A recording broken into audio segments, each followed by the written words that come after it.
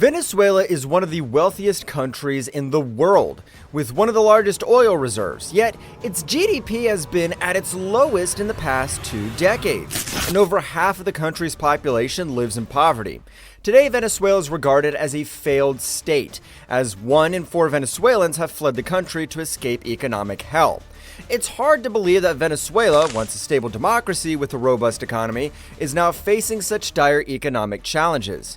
It had the world's largest crude oil reserves and was prosperous, funding large social programs and even providing free heating oil to impoverished Americans in New York in 2007. First, let's briefly get through historic milestones. The history of Venezuela's oil industry is marked by significant milestones, including the country's rise as a major petroleum exporter in the early 20th century. The discovery of oil in 1922 led to a rapid expansion of the industry, with foreign companies dominating the market. Venezuela sought to reclaim oil profits through reforms, leading to increased government income. The Punto Fijo Pact in 1958 guaranteed oil rents for political parties, and Venezuela became a founding member of OPEC in 1960. The 1970s saw a significant oil boom, but rampant graft and mismanagement followed. The 1973 OPEC embargo brought billions into the country, but a subsequent drop in oil prices led to economic struggles and a bailout from the IMF in 1989. President Carlos Andrés Pérez nationalized the oil industry in 1976, creating PDVSA. The 1980s brought economic challenges as global oil prices plummeted, causing inflation and foreign debt. In 1998, populist leader Hugo Chavez was elected, and he focused on social spending, but his heavy reliance on oil and neglect of oil facilities led to long-term problems for the Venezuelan economy. However, starting in 2014, Venezuela went through a severe collapse, and its economy contracted more than the United States during the Great Depression. Consequently, many of the around 32 million people in Venezuela were unable to afford food, and hospitals lacked essential supplies such as soap and antibiotics. Concurrently, the country's political situation descended into chaos. President Nicolás Maduro faced significant street protests and a military uprising in spring 2019. There were allegations of irregularities and intimidation surrounding his 2018 re-election. Furthermore, Maduro's regime stripped the elected National Assembly, headed by opposition politician Juan Guaidó, of its legislative powers in 2017. So, given the historical background, how can one describe Venezuela's economy? Venezuela is often cited as a quintessential example of a failed petrostate, as its fortunes have long been tied to oil, even more than a century after its discovery. The dramatic drop in oil prices from over $100 per barrel in 2014 to under $30 per barrel in early 2016 had profound effects on the country's economy and politics, from which it has struggled to recover.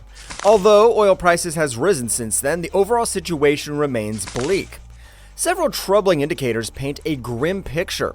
For years, nearly 2/3 of the government's budget has been financed through oil exports. And while this figure is projected to dip to 58% in 2024, the reliance on oil remains significant. Then, declining oil production. Due to inadequate investment and maintenance, oil output has declined, hitting its lowest level in decades. However, exports increased by approximately 12% in 2023, partially due to the easing of U.S. sanctions in Venezuela's oil and gas sector. Moreover, Venezuela's economy is vastly unstable.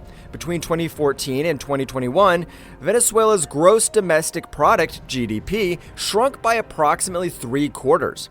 Nonetheless, the economy saw a 5% growth in 2023, and the government anticipates an 8% growth in 2024. Plus mounting debt, Venezuela is burdened by an estimated $150 billion or more in debt, exacerbated by hyperinflation. In 2018, annual inflation soared to just over 130,000%, and although it has slowed down since, according to the central bank, it remained at 190% in 2023. Lastly, erosion of democracy. Over the past decade, President Nicolás Maduro and his allies have eroded democratic principles to maintain power, including restrictions on internet access and the arbitrary prosecution and detention of political opponents and critics.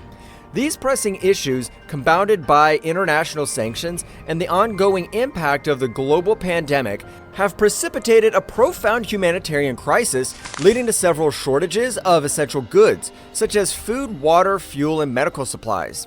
As a result, since 2014, close to 8 million Venezuelan refugees have fled to neighboring countries and beyond, with some governments providing temporary residency. However, some economists name sanctions as the primary source of the fall of the Venezuelan economy. Over the past decade, Venezuela has endured the most severe economic collapse in Western Hemisphere history. This devastation unfolded as the U.S. government barred oil purchases, froze government accounts, banned new debt insurance, and seized tankers bound for Venezuela. The United States slapped Venezuela with sanctions in 2005 for refusing to cooperate with anti-drug and counterterrorism efforts. They've been piling on ever since, condemning Venezuela's failure to meet international obligations on narcotics and anti-terrorism. In 2015, President Obama targeted individuals involved in undemocratic actions, human rights abuses, and corruption.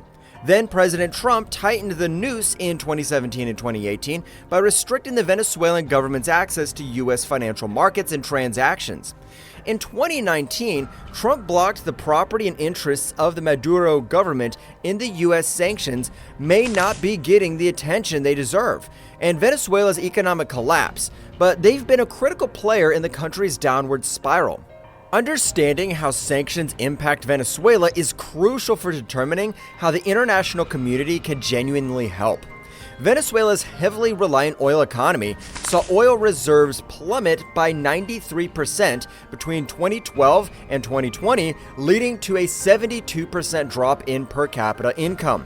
While falling oil prices initially caused the decline, sanctions from 2017 onwards exacerbated the situation, preventing recovery despite rising oil prices. Oil output, stable from 2008 to 2015, began a marked decline, coinciding with the imposition of U.S. financial and oil sanctions. These sanctions severely curtailed the nation's ability to sell oil internationally, akin to what happened in Iraq, Libya, and Iran. Data indicates sanctions played a pivotal role in this decline, particularly affecting firms that previously had access to international financing. In addition to sanctions, the U.S. strategy of recognizing Juan Guaido's interim government and seizing Venezuela's offshore assets crippled the nation's ability to engage in international trade. The end of Guaido's interim presidency highlights the failure of this approach, which only deepened Venezuela's political polarization and exacerbated the humanitarian crisis.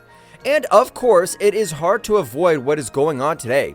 Nicolás Maduro has launched a brutal campaign in the midst of allegations of electoral fraud, plunging Venezuela into turmoil and a diplomatic fight. He attributes the chaos to a devious conspiracy orchestrated by his political adversaries on the far right.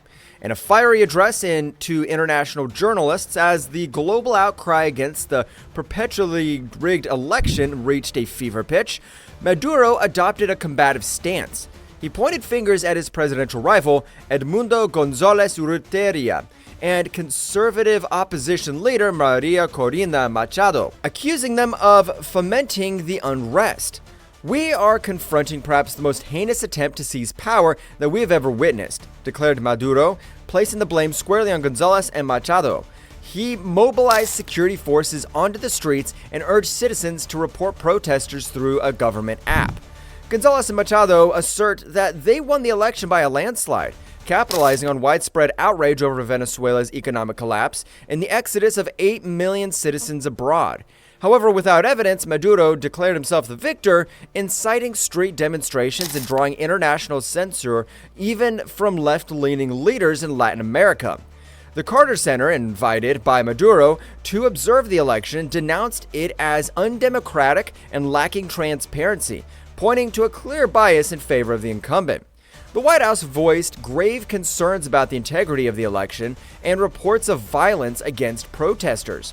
Addressing journalists in Caracas, Maduro condemned a criminal assault aimed at toppling his government and stoking civil unrest. From the heavily fortified Miraflores palace, he demanded the imprisonment of González and Machado. Maduro depicted the attempt to remove him from power as part of a global far-right movement involving leaders such as Argentina's Javier Milei, El Salvador's Nayib Bukele, Brazil's Jair Bolsonaro, and Elon Musk. Pledging resistance, he declared Venezuela would not succumb to fascists, criminals, and imperialists. Despite his defiant rhetoric, Maduro's grip on power remains shaky. Analysts believe he's counting on the protests to dissipate, but with Venezuela's economy in a tailspin, achieving recovery seems unattainable without the legitimacy of a fair election. The streets of Caracas were ominously silent, with residents apprehensive of further turmoil or government crackdowns. Official figures indicate over 1,000 post-election detentions, while human rights organizations confirm 11 fatalities and 429 arrests. As international pressure mounts, Venezuela finds itself increasingly isolated. Although it's hard to predict how the events will unfold, one thing is clear. Such a political crisis will only deteriorate Venezuela's already fallen economy.